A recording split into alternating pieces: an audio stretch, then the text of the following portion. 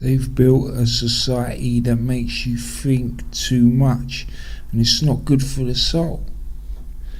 And the human genes keep multiplying and multiplying.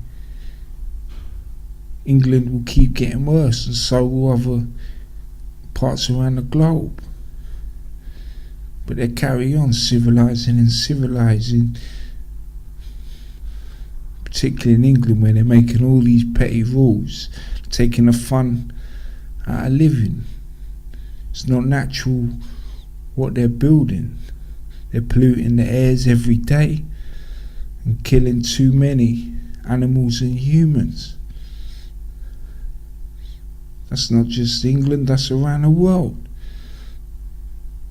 And then over here though, they're judging me for fighting on the street, trying to make me feel guilty, when the system that works on their consciences throughout their lives is far worse.